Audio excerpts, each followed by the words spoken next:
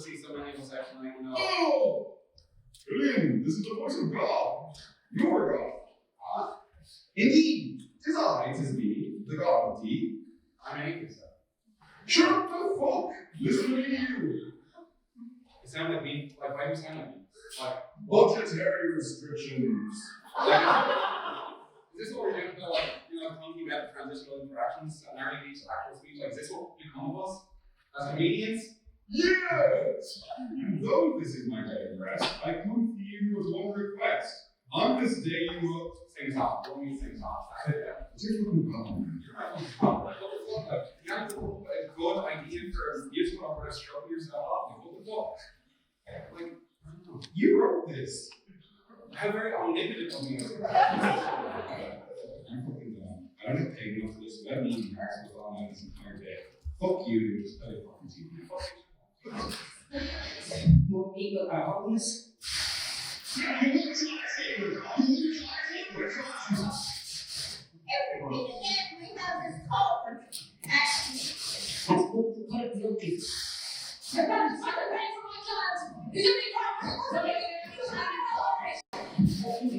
You just maybe don't give a fuck.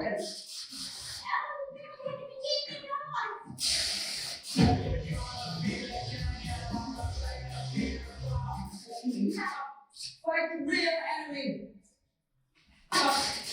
We're not afraid to take more radical steps when it comes to housing. That's why we asked the Housing Commission to come up with ideas.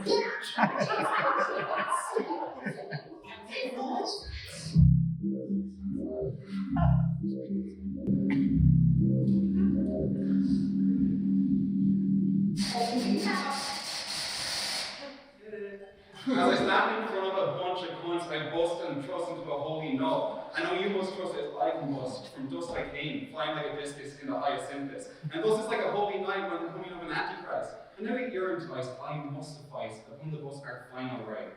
All shucks, it's too late to fuss. It'll begin at dusk, over by dawn, with a holy glow and a bomb. Come and see the revelation of the nation as I stand upon the sand of a sea. I saw a beast rise up out of O'Connell Street. Helter skelter, €336,000 might shout for shelter. Having 3 heads, maintained and frown, upon each a sanctimonious crown. I want you to fear that the end is near.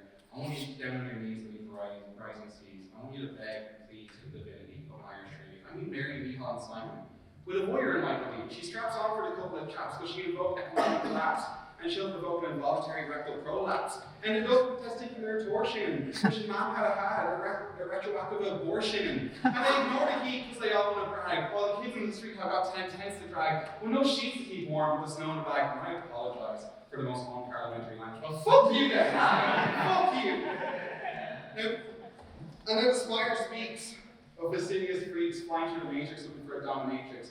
And are you me or are you just a Nazi with a low libido? Because you can always immigrate to the United States with no fear of hate, because you're a white guy in an ethno state. Now put your hands in the air like a mime in despair. Listen to a classic student, a conversational classicist, perpetuating classism and classicism.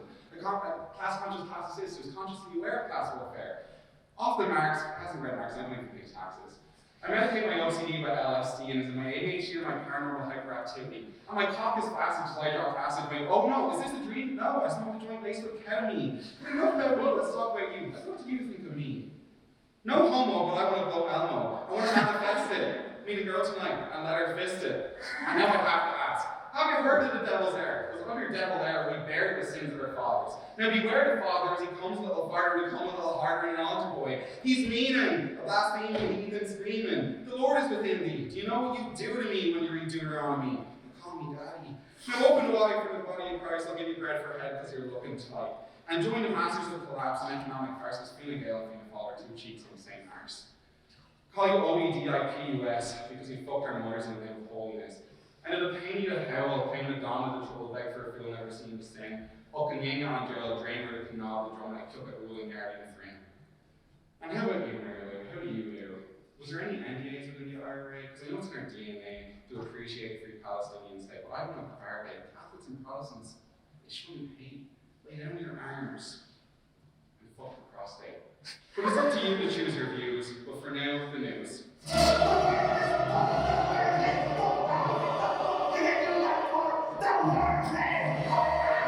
To make unnecessary journeys.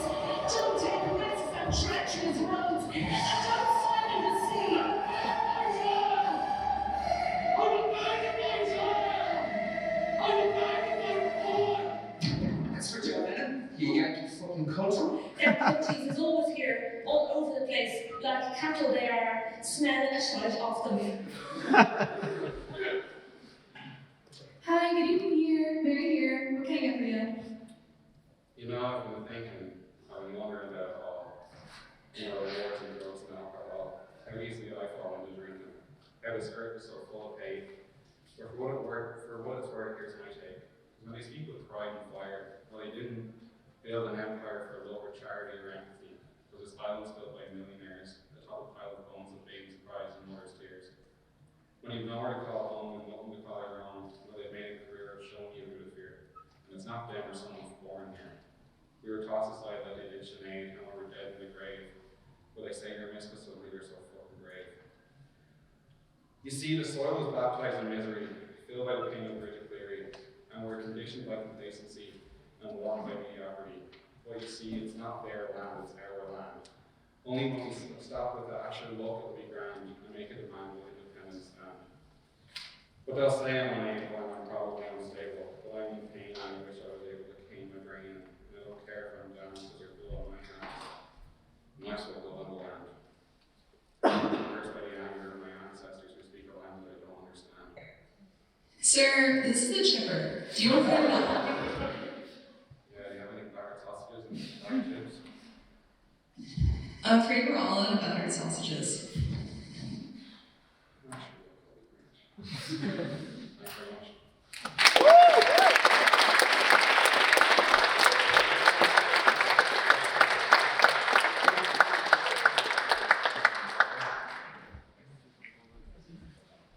Are there any objections to me deciding these minutes as a true and accurate record of the last public business meeting?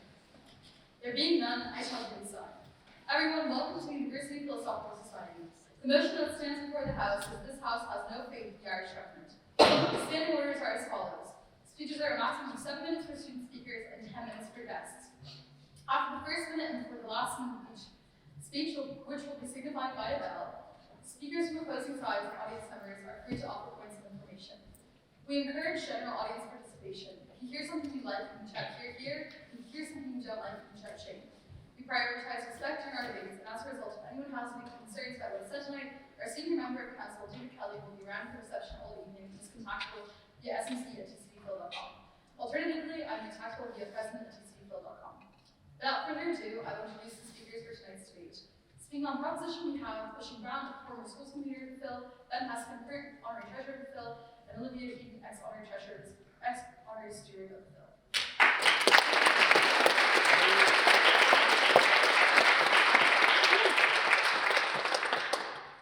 On opposition, we have Francis eBay, former TC and founder of the Young Subcommittee, Tom Francis, and Jack Palmer, ex-honorary president and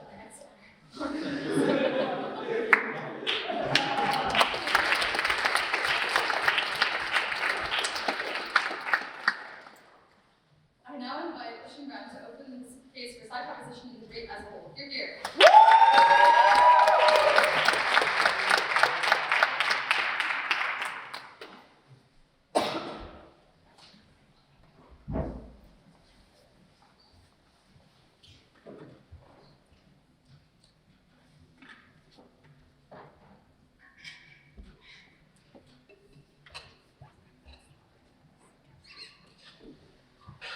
Residents Romani, ladies and gentlemen of the University Philosophical Society, ladies and gentlemen. The old people used to say that back in the day, but there aren't really actually like on-ramps here, like except for Olivia. So no one's gonna really get that, but I thought it'd be nice to do. Thanks for coming. Anyways, right. It's easy to be defeatist as a young person in Ireland. We don't remember the good times, before the crash, and we've been scarred by the bad times. My earliest memories of politics are my family and I, cold because we couldn't afford to heat our faulty home, gathered around the television to watch the annual budget each December. Each year we were scared. We asked ourselves, what will they take away next, and how are we going to afford to live? Since then, All that's really changed is that the budget now takes place in early October, so it's not cold yet. Otherwise, it's the exact same. In nominal terms, rents have doubled over the past 15 years, while real wages have stagnated and social welfare only just restored versus the cuts that have been made over the same time. It really hurts to be in financial trouble, and I hope that for everyone in the room that you don't have to deal with it. It is genuinely agonizing to not have savings, to live on poverty wages, or to feel bullied by the state. You lack all of the luxuries you see others in your school, in your community afford, and you feel guilty for the rare joy that you get to enjoy in case money gets tighter in the future. On the one hand, we were told about the Great Recovery and how Ireland was one of the fastest growing economies in the world during the latter half of the 2010s. However, for those of us who are reliant on the state, we asked, what recovery? Because we never felt it. Our standard of living continued to degrade while we were battered by the rhetoric of our leaders. Welfare cheats cheat us all, they said. All the while, Apple wasn't paying us the $14 billion that we desperately needed, but Fine Gael didn't even want. Who's the cheat? Not us. All of this has led to a situation where each and every one of us is far worse off than we were 15 years ago, and we're left for solutions, looking for solutions that the current government refuses to provide. During this same period, homelessness has more than trebled. Today, over 14,500 people are homeless in this country, and over 4,000 of them are children. And yet, we have over 160,000 empty properties in this country that we could use to solve the crisis overnight. Ladies and gentlemen, homelessness is purely a political choice. Simon Harris pleaded on RT's debate on Monday that there is no monopoly on compassion. I ask, how compassionate is it for the government to sit by idly and allow this to happen when so many properties are left vacant? For shame.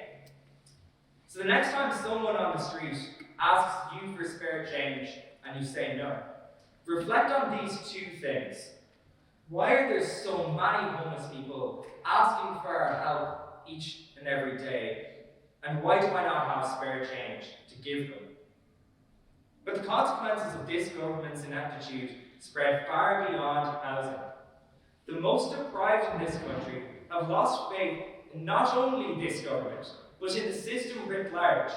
All around this city, we see signs and stickers and graffiti that says, Ireland is full.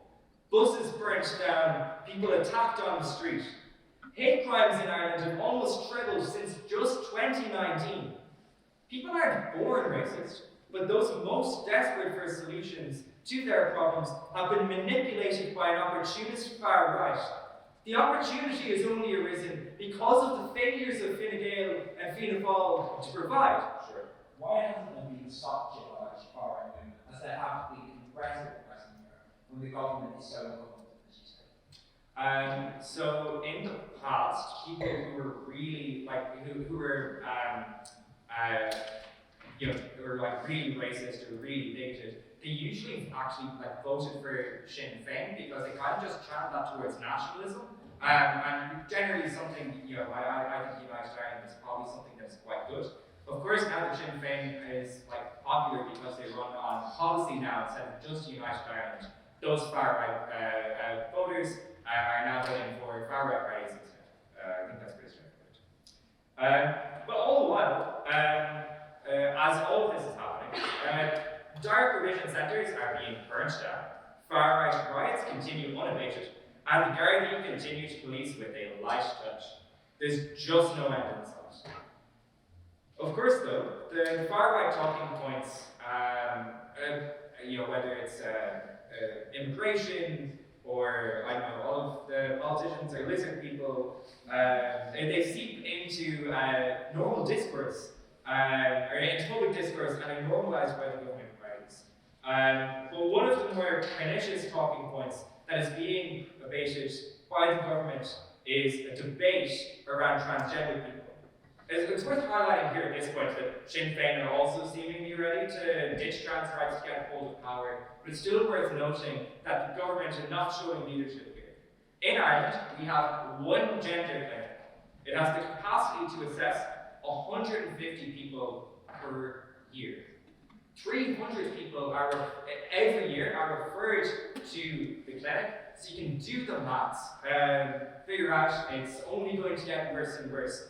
Obviously, this happens throughout all of healthcare, but I think it's particularly pernicious when this group are actively targeted by left, right, and centre in this country, and they're prevented from accessing life-changing or even life-saving healthcare. And even when they do get assessed, they can't access surgeries or therapies publicly. They maybe are able to do it through the private sector if they have the funds, but by and large, they have to go to the UK, which also itself is removing its own trans healthcare. So we have to ask, for trans people in Ireland, where are they meant to go? Because clearly they're not being told that they're welcome, not being shown that they're welcome here. Leadership is about having principles that cannot be bought and that remains intact even in the wake of backlash. It's clear to see tonight that this government lacks any. One of the questions. Yeah. Leadership is also about policies to fix the problems. And even say on housing, like what's the regulation that's proposed by a non-dominant party that will fill current empty units without causing a chilling effect on future developments? We need to be precise about how to fix problems, not answer them completely. Sure. So I think the first thing that is being proposed by the likes of Sinn Féin and PDP is to create a state production company. It doesn't, chilling effect fundamentally doesn't matter if the state is the one that's building the houses anyways. More importantly, they are not motivated by profit like the current developers are. We are being told that an affordable house in this country is €450,000 for a 2-bed, and this is the status quo that you have to stand over, Jack. I'd like to see you try. Finally, though, I want to talk about climate, another space where we lack leadership. Over the past few years, we've invited power-guzzling data centers into our country. Today, there are 82 of them here. They're not pivotal to our economy. They each employ about 20 people. They employ hardly anyone. Do you know how much electricity they use? They use 20% of the total electricity used in Ireland each year. 82 data centres. And they use a lot of our clean water as well. We have the potential to be world leaders in wind energy. We have great potential in hydroelectric power and how we can try and do this. Instead, we have a constrained supply of the most expensive in Europe, dirty electricity, which will not only cost us billions in fines going forward as we fail to reach our targets with the climate accords, but also they're going to cost us lives right now with the pollution of air. The amount of people who get cancer and die from the from the poor air is like, there's a lot. The amount of people who have asthma or cystic fibrosis in this country are being left to suffer because we don't care about the climate. Clearly, the government doesn't care about these people. I just don't think that half-price public transport really cuts it. Even if you believe in manifestos, which most of them are usually lies, the government manifestos today only promise to cut our emissions by 21% when the target that we have to meet is 50. They have no vision. They're completely hopeless. Fine Gael's slogan for this election is securing your future. Ask yourselves tonight, ladies and gentlemen, what future is really being secured and for whom? Because I don't think it's a good one, and it's certainly not one for me or you. Thank you.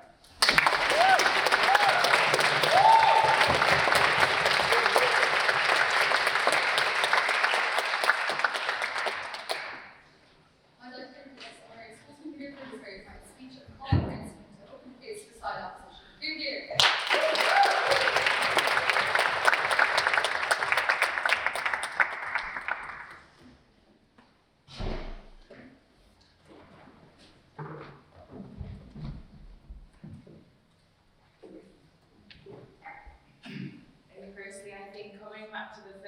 situation there, just never thought that the bill would really kind of see how much weight I've gained in the last few months. So thanks for the reminder to the chairs.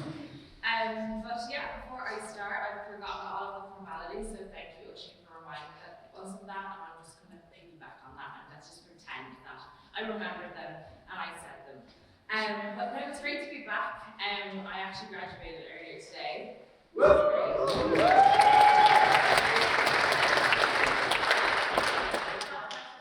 they're kind of like, Francine, like, why have you decided, like, all the time you have, like, you've flown in from Germany and you just decided to spend your last few hours in Ireland before you fly back home to Finland? I'm like, well, I do this every time I debate, I always like the mic, so maybe that's the reason why I came today.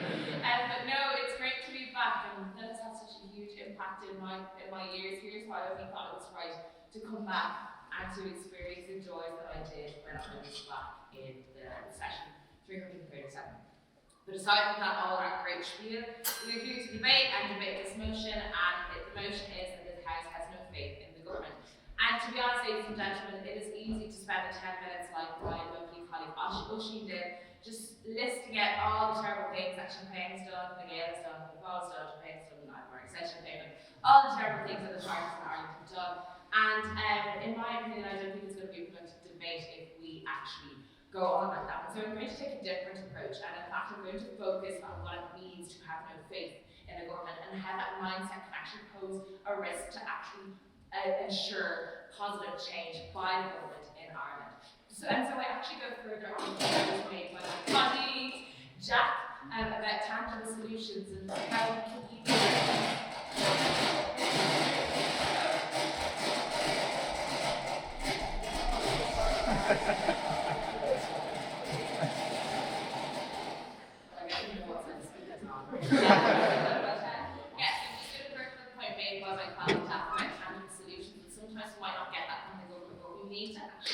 look beyond, okay, the government's not doing this, but what happens now? So before I kind of delve into that spiel of an argument, I want to first go into the question of what does it mean to have faith in something very philosophical there, wishy-washy and fancy.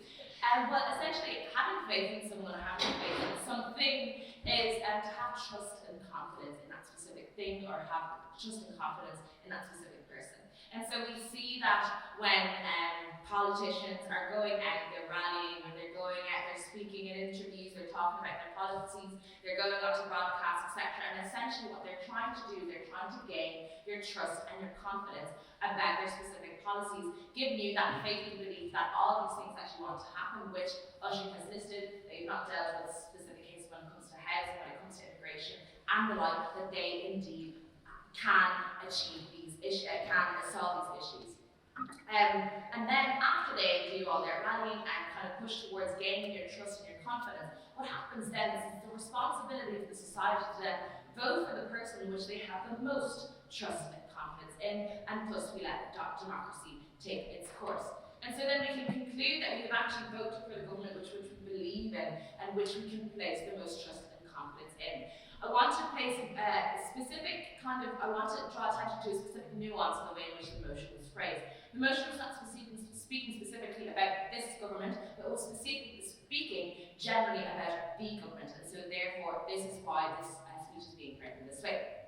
So we've gone through the process, so we've got the politicians, they have sought to gain your confidence, they've sought to gain your trust, they've sought to gain your faith, and then now they've been put in government. Now some people will criticise the government, they'll say, no, this is not who I want to vote for, they're not doing essentially what I wanted them to do, nor are their policies good enough. But what I want you to now think about is, what happens now? They have now been voted into government. Maybe it wasn't someone who you wanted, maybe it wasn't the party who you're voting for, you didn't agree with the policies, or maybe you don't think that these policies are actually going to result in the change that you're looking for. But I want you to go beyond that thinking and think a bit further. How can we actually then instill change in different ways?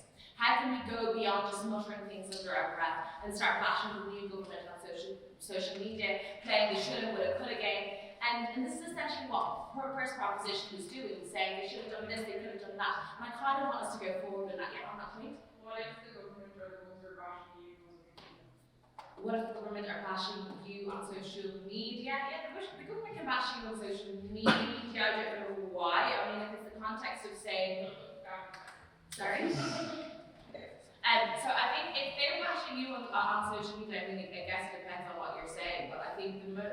the prerogative of that government is to instill change. So if they're doing it, I don't think they're actually doing that really well.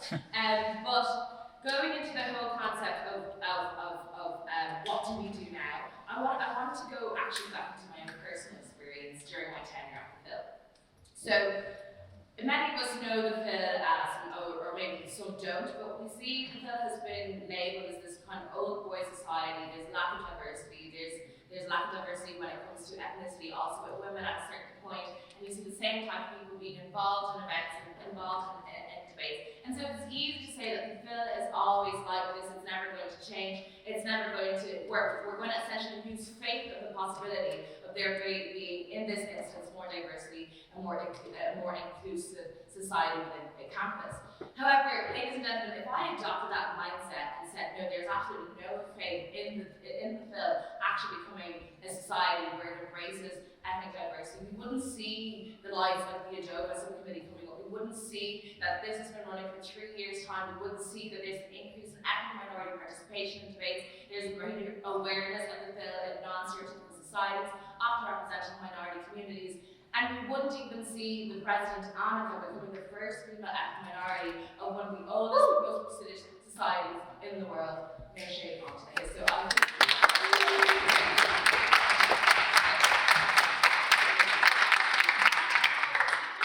on that whole moaning of like this is not working and like they're not going to do anything, like sorry, democracy has taken its course. Maybe it's not how you want it to look like, but how can we then see change in a different way? And so I go on and I piggyback on what my colleague, I was going to call you Paul, Jack was saying.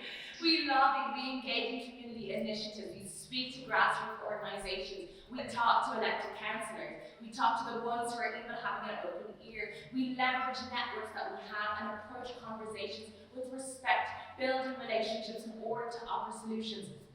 I mean, before or after I graduated, I had the opportunity to work with the Immigrant Council of Ireland, and I was able to see the impactful work that they were doing, not publishing who they were speaking to, not talking about and putting on social media, we spoke with this party, we spoke with this party in order to change their policies, but then later down the line, we actually do see the changes. And so sometimes you might not have that thing that you're looking for as a government, or they might not be doing that thing that you wanted to do, but I want us to go beyond that, as I said, and I will continue to reiterate, and see, okay, if that doesn't work in this kind of construct, how are we then able to see the change?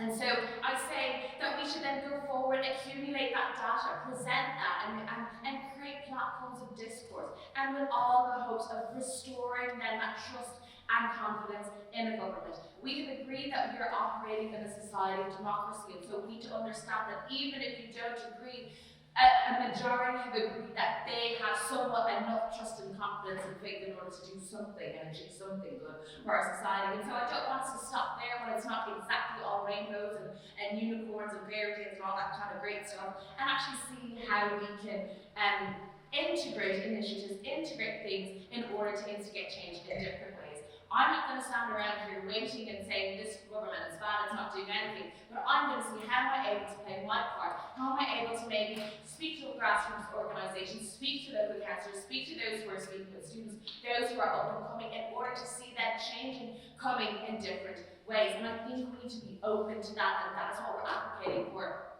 in our side of the house. So ladies and gentlemen, debating competitively for over a decade, I'm actually really tired of these types of motions resulting in specific arguments about why they didn't do this then, and they didn't do that then, and when they didn't do that then, that resulted in this. And it's just going to continuously go on and on and on and on. And we're not actually going to see a progressive mindset where we can see policies going forward to see actual change in maybe not the conventional ways that we know. And so, ladies and gentlemen, one thing I have learned in life is that trust and confidence is always the potential to be compromised. However, it is then for those not settled with this mindset for them to look progressively, be strategic and solution-oriented, thus ensuring that the results you wanted achieved will become achieved in order to then restore faith and confidence, in order to see the fruition of what we actually want to see through the government, if we cannot actually see it through them. And for those reasons, I'd like you to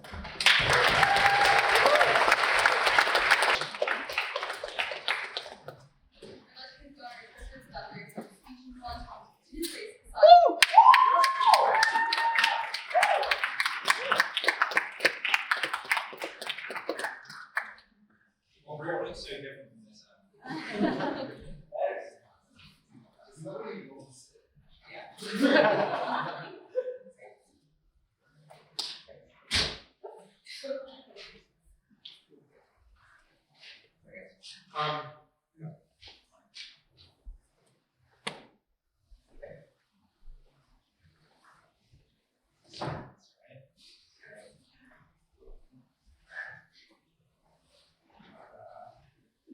Before I start my speech, I must address the elephant in the room.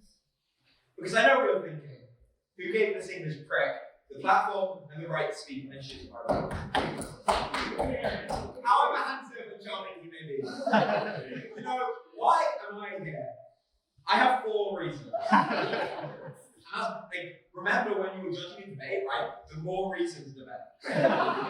The first is the great Irish people. In 1984, a referendum gave all British citizens the right to vote in Ireland. So not only do I have a right to an opinion, but I can let you vote about it. Number 2, the unearned arrogance of afforded to me as a maybe straight, we're still working on that, certainly British white man, means that I can kind of talk on anything, and I don't really need to know anything about it. The third reason is the wonderful president of the University Philosophical Society, the 3rd oldest student society in this campus, invited me to speak, and I think that's authority enough. Number 4, as someone who is heavily involved in the College Historical Society and was around the GMB at 6:30, I was asked.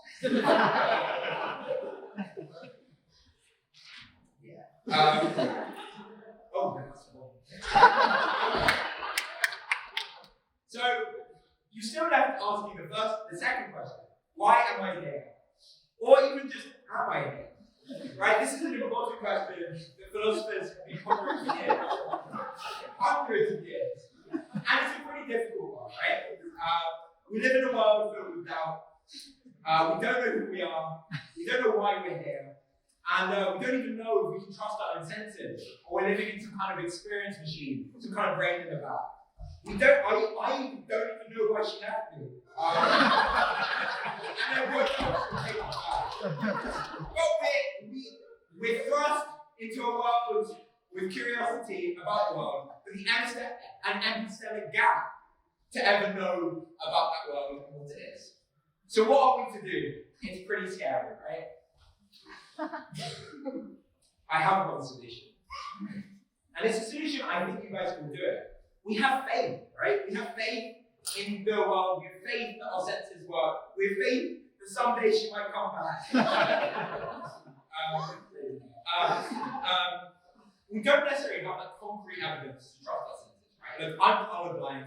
I don't even know who's green or red, right? I don't know. And if you look at an optical illusion and you just don't know what you're seeing, right? It's very unclear. There's not necessarily evidence. Oh, okay. There's not necessarily clear, strong evidence, but we trust it, right? Because when I pick up this paper, I can feel it, right? I trust my senses. Right? I have faith in them. I think the level of evidence required for faith, as we know, maybe hundreds of years throughout Scripture, isn't actually that high. And it's something we can have when we just know a few things. Yeah, go on. So I think that it's the lack of faith that motivates people to actually take matters into their own hands. So if you want her to come back, you lack of faith to be good, because then you would make choices rather than just wait for her. I don't want her to come back because I'm living my best life.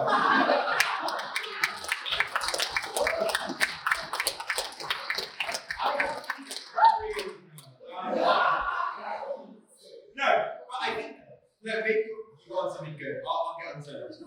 Why the government isn't actually that bad, and the comparative is often worse, right? So why aren't they bad? Because as I alluded to earlier in my speech, I come from a strange, faraway land, and I'm not talking about the College Historical Society. I'm talking about Britain, right? And I think with the context of being tiny Irish, because I'm sure we have some Americans in the audience. Unfortunately, we always do. But we all know that actually the Irish government is like pretty chill. I've got 3 reasons. So this is again quite a few. First, I think that actually, given that they're a centre-right coalition, the opposition from a centre-left party negates the attraction of far-right populism.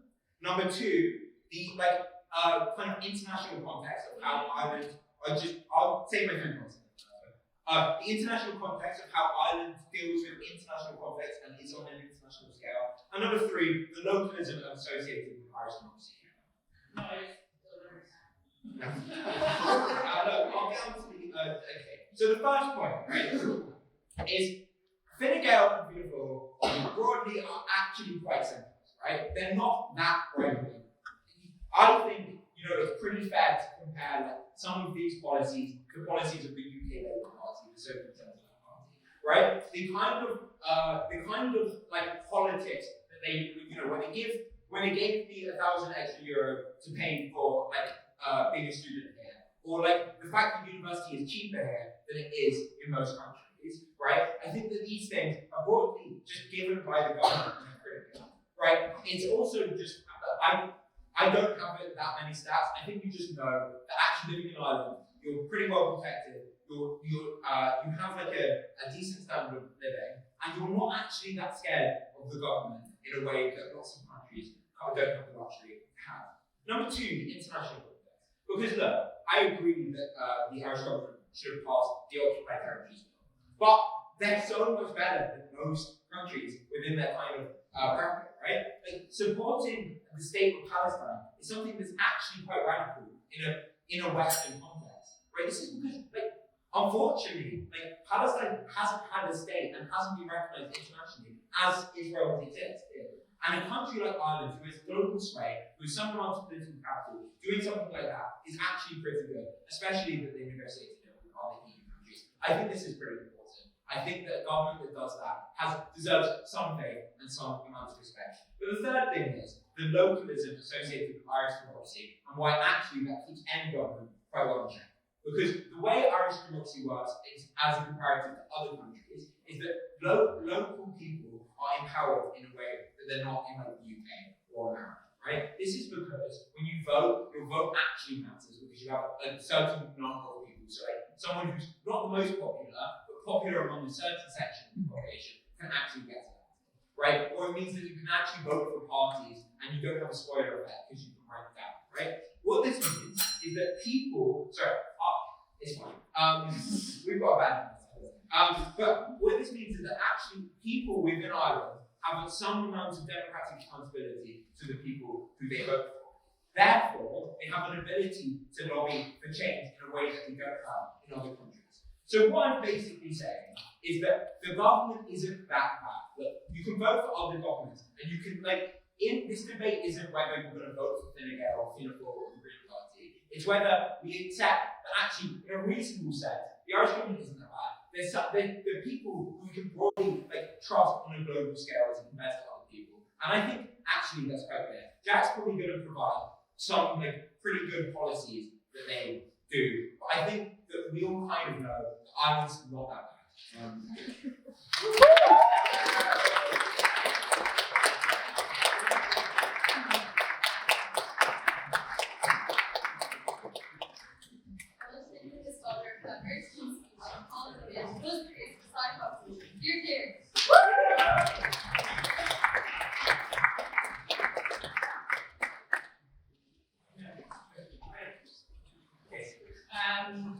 I can't remember what the course is training. Members of the philosophical society wasn't. It's also weird for me to stand here because you guys are behind me for the wall. This is not how it used to be set up. Apparently now it's called the history way. After my name, something completely different. So, yeah. What have we talked about today? We talked about, a lot of things. And I think something you said right at the start of your speech actually really hit my heartstrings. You talked about the bad times in your family, but for me what was worse was you never got to experience the good times. And I'm 34. So I lived right through the Celtic Tiger. So I put a message into my friends group and asked them, what are your favorite memories in the Celtic Tiger? Because in my family, we weren't massively like affected by it from the start. Our level of upper middle classness was sort of consistent throughout.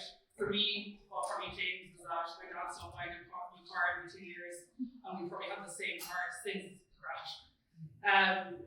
But yeah, so what did you miss out on? Something called SSIAs. I didn't know what that was, but apparently it's some type of scam. We got Florida trips for shopping. I also remember New York trips were a big thing. Hummers for dads, helicopters to oxygen. That's what electric is now. Abercrombie and Fitch. I don't know if you guys, people probably are still wear that. I don't know. But basically, half of Trinity was working in there if they had a six-pack. What else? Yeah, lots of trips basically, and of course we all know the bad things with it as well. So I just wanted to share that with you guys before I started getting more serious. I think when we're talking about this government, I like the idea that you guys have painted. I think that sounds like the ideal world, but if this government did listen to us, did listen to the Immigrant Council of Ireland, I also did an internship in there when I was younger.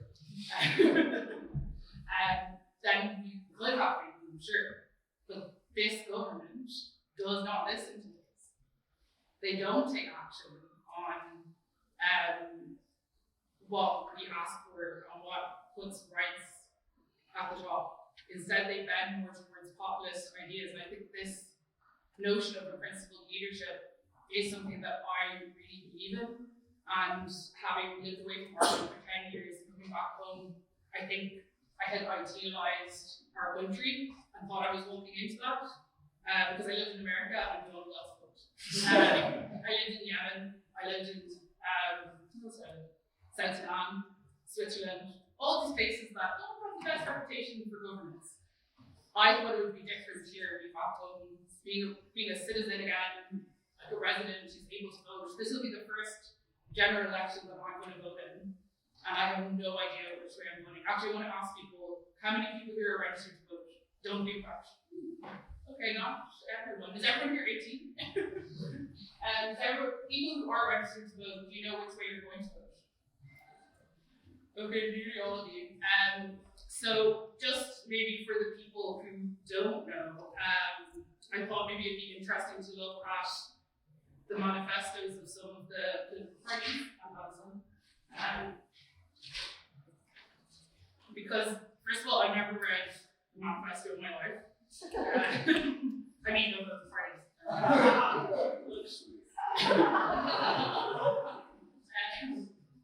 And they're really, really long, so I didn't actually read the whole thing. I went on RTE and saw that there was like a couple points. I didn't even read all of that. I generally know what a lot of their ideas are because they've been repeating them anyway, like in the media. But I wanted to see exactly what they were saying on migration. I also thought it was interesting to look at what they said 4 years ago on migration as well. Maybe also to explain. I worked in migration for 10 years before coming back to college, and now I volunteer a lot with homeless asylum seekers. And I've been speaking a lot publicly about that, which has put me sort of in the face of the far right, which has put me also in opposition with the government who don't listen to me, unfortunately. And I just thought that I care whether they listen to me or not, is that I'm one of those people who's speaking on the experiences of these men, which I also don't know why they wouldn't mind speak on their experiences, but they're too afraid. And I certainly open my mouth, so let's continue. So what did Fine Gael say in 2020? I assume most of you won't vote for Fine Gael, but just in case you're influenced by your parents. This is what they said. Also, for that as well. I don't really know what the difference between Fine Gael and Fianna Fáil is, to be honest, in my mind. How I like to think of it is that, like, for me, Fianna Fáil is like the Celtic Tiger, so they like flashy new money. And then Fine Gael is like conservative country, but I think that it also could be the other way around. I have no idea, to be honest. I can't really tell. So what did they say in 2020 on migration? Again, this is the area that I heard about. I think with principled leadership, I think we're going to think about who are the most vulnerable people in our society. Refugees and migrants might be a part of that group. So, this is what Fine said. As a strong and active member of the international community, Ireland has obligations to those fleeing persecution and war in conflict zones and oppressive regimes around the world. We have provided sanctuary to those fleeing the harrowing violence in Syria and other war-torn regions through the Irish Refugee Protection Programme. Side note, I think it was less than 1,000 people. We have sought to show solidarity to fellow EU member states at the front line of the migration crisis. We will continue to play our part in the EU's response to meeting the needs of asylum seekers and refugees and develop longer-term expert-informed strategies to ensure that we are equipped to meet future challenges. They also mentioned dealing with cases compassionately, fairly, and quickly. They talk about genuine legal asylum. They also mentioned the adult literacy agency, which I thought was interesting though. So why did they say today? How much things change? They've changed quite a bit. So now they're talking a lot more about a firmer and fair system. What does that mean? That means securitization of, actually not just securitization, it means criminalization of migration. One of their main policies is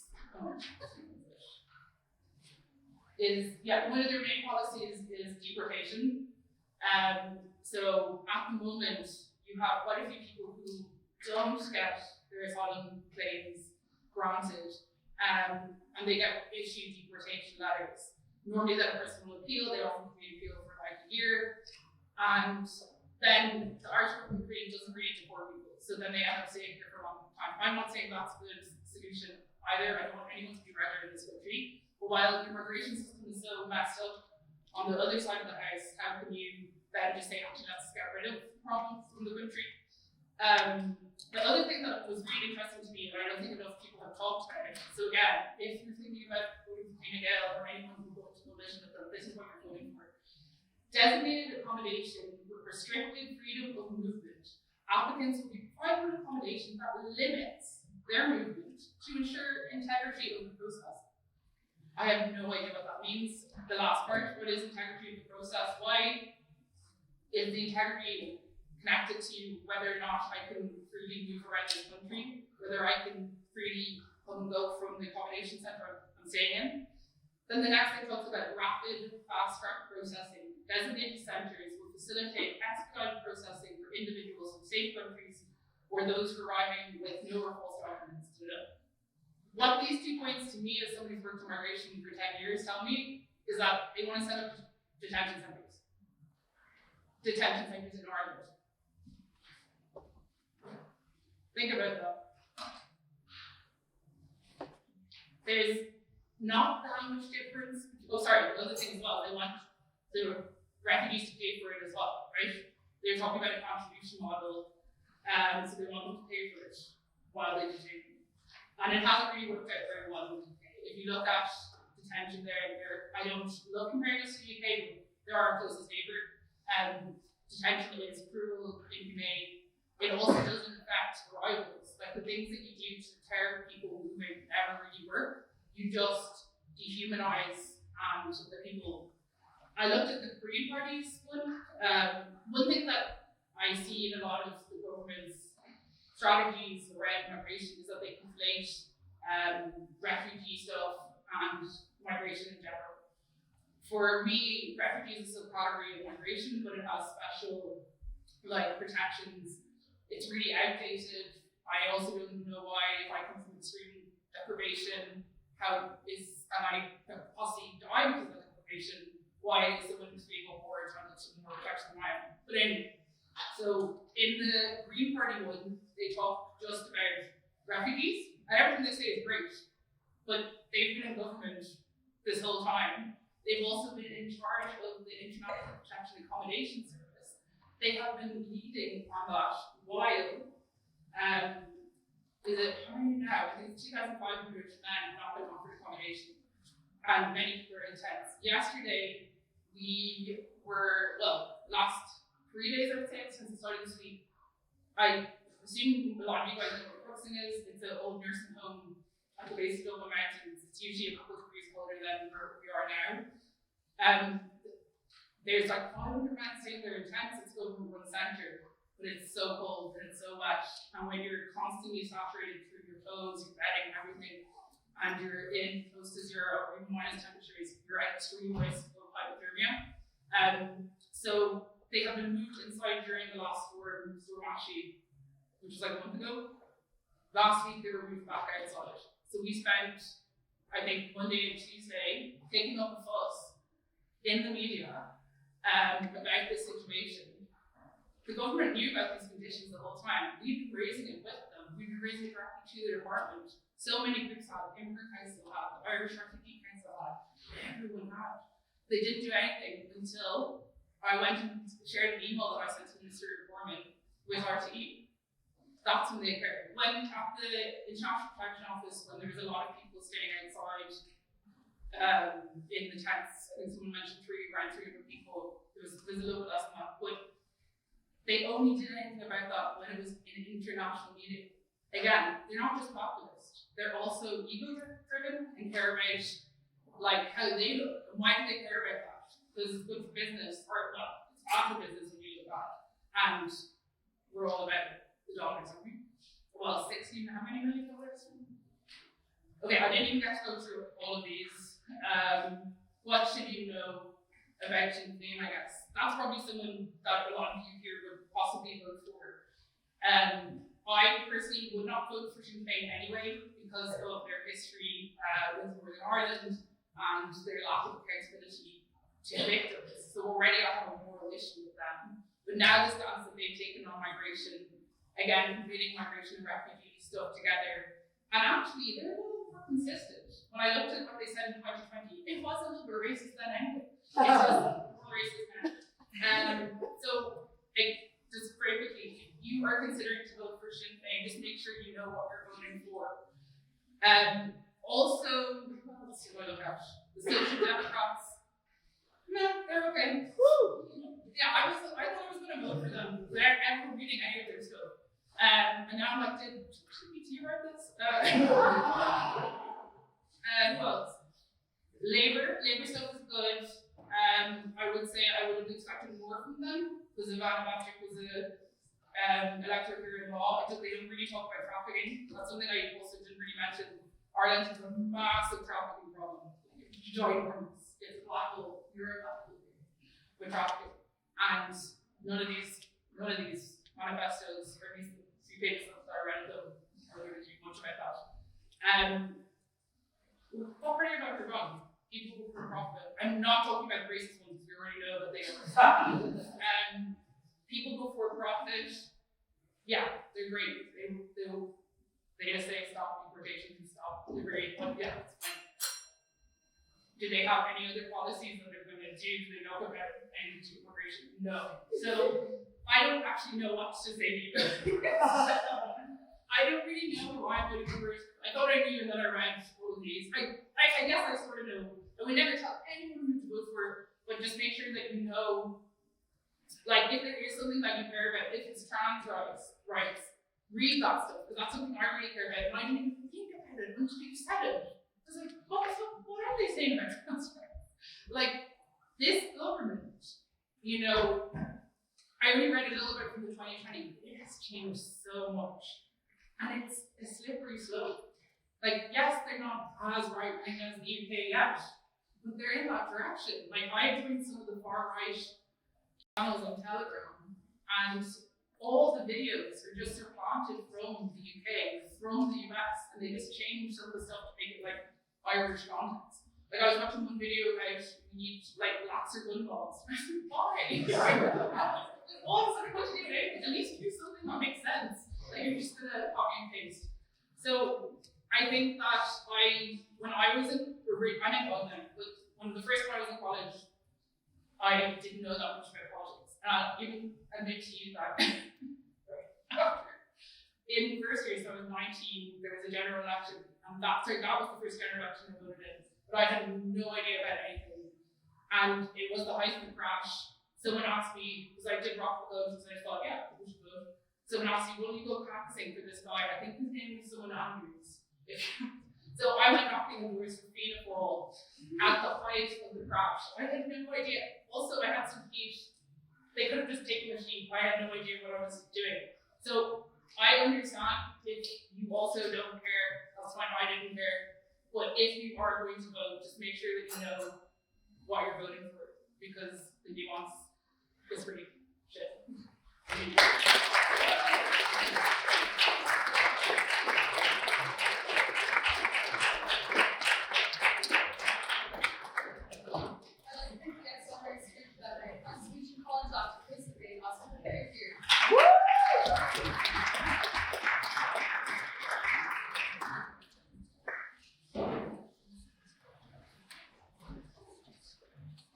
President Romani, ladies and gentlemen of the University Philosophical Society, ladies and gentlemen. I suppose that I'm in my early 20s, but I'm nominally old, but full of youthful vigor, obviously. So I guess I'll do that tradition. When the secretary asked me to speak, he was like, oh, you never speak. I was like, okay, proposition, honestly. That's because, as those of you who know me, know I am part of the world mob. I'm a philosophy student, another key day like that. Not a philosophy student, though. Philosophy student with, as it stands, no job offers. So I'm locked in, I'm even going to get taxed and get pissed off about it eventually.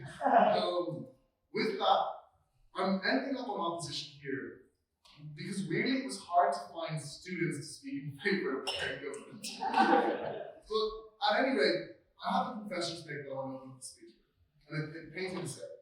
But Leo Varadkar follows me on Twitter. that part is genuinely true. Now, it may be because I've got my finger on the pulse with tweets like 17 drinks, shout out to all the food of the day, it was prime soakage, hashtag I'm feeling 22, that's last Christmas.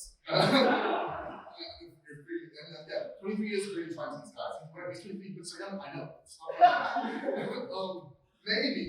maybe is because it's actually in 2016 that I found me on Twitter, and I was a 15-year-old guy going to a private school in South Dublin, if you couldn't tell, and was politically engaged, tweeting loads about why Trump was evil. So probably one of the staffers was like, oh yeah, future female. No, they got that wrong. I didn't see the philosophy coming, I guess. I'll take your question now. Are you wearing your school tie? No. Really, my school didn't have penguins. With that, no matter the reason why they are following me, obviously if someone follows you, you can DM them. So because I was really stuck on what to say, I DM'd the other day, it's like, have my lines. And also, can you tell me what to say in this debate? And he didn't get out so I need to open up the DMs. Here it was. Hey Leo, just wondering if you're going to mother tonight. I know that video was leaked the last time. I'm going to chat. Hey, I know we're not talking about politics because everybody was fighting. I'm just thinking of debate next week, general advice on how to defend your party's legacy. And he said first that I should really hammer home, we don't have any magic point trees. And I was like, okay, cool, but not gonna lie, I didn't realize that was an issue in many constituencies. I thought it was a Clare thing with like magic shrubbery, but I wasn't really too sure what he was on about. Then he said Richard Boyd Barrett went to private school in South Dublin. And again, like, why is that relevant? It's not even bad. I, for one, was lost. But in reality, the reason why I was lost is because that's the kind of lazy discourse that saying we have no faith in the government allows that government to get away with. It gives them easy excuses and get out of jail free cards. Because when you stand up and go, oh, 14 years, they turn back around and say, oh, war council. And when you talk about which schools we went to, they get really worry about it. It's easy obfuscation and enables cheap politics where we lose the capacity to genuinely hold the government accountable. Because upon reflection, even if I instinctively would have been raring to speak on this proposition, I'm not certain if I actually am on the wrong side of this motion as it's worded. Because I'm obviously not going to pretend like everything is fine, and because it's all fine in Munstertown, that it's fine everywhere in this government, it's great. That's obviously not the case. We've heard so much tonight about the failings of the current government. But the issue is that I can't say of any one certain thing that I have no faith.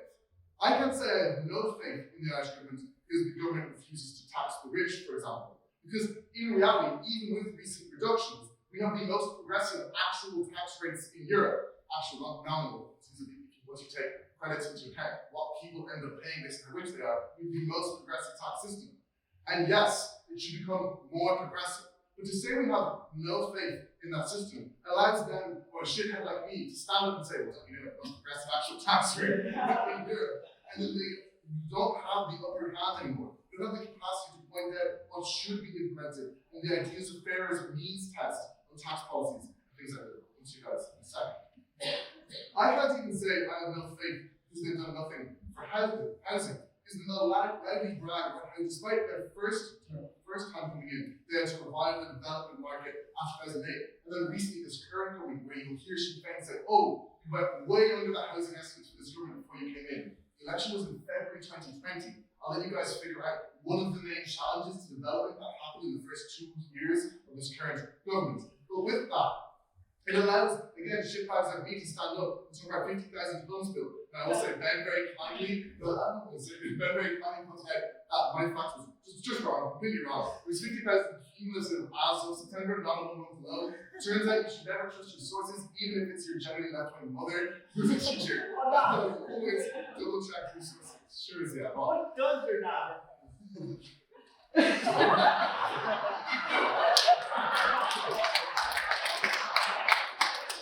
I was mostly for community with that because he actually works in the civil service in the Department of Finance.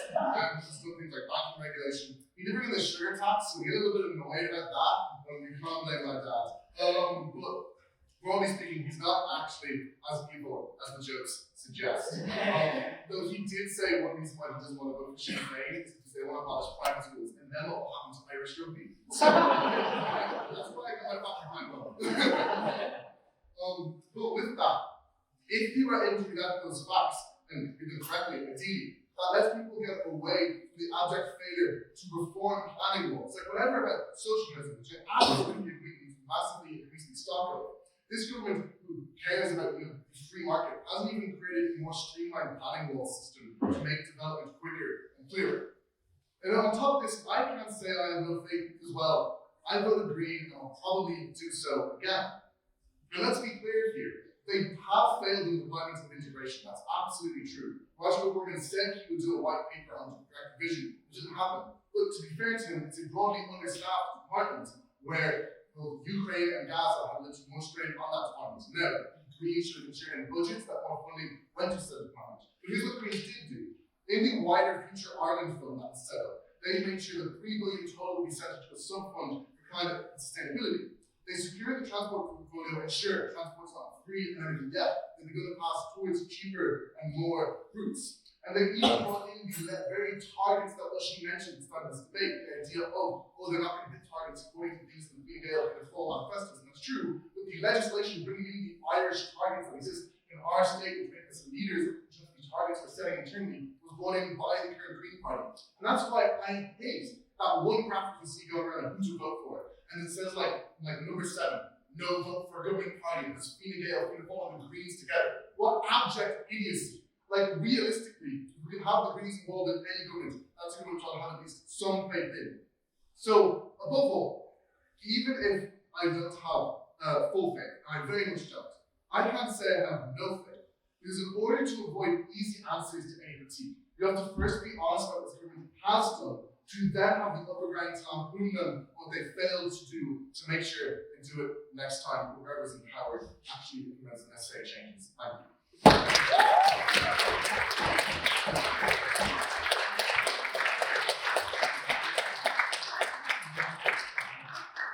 I'd like to thank the XOXO President for his very kind speech. All speakers for this great debate. Here, here.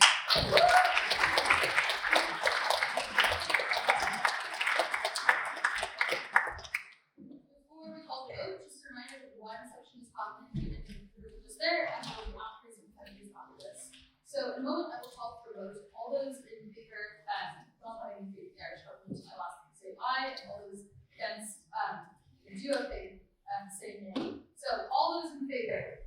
Aye. All those against? Nay.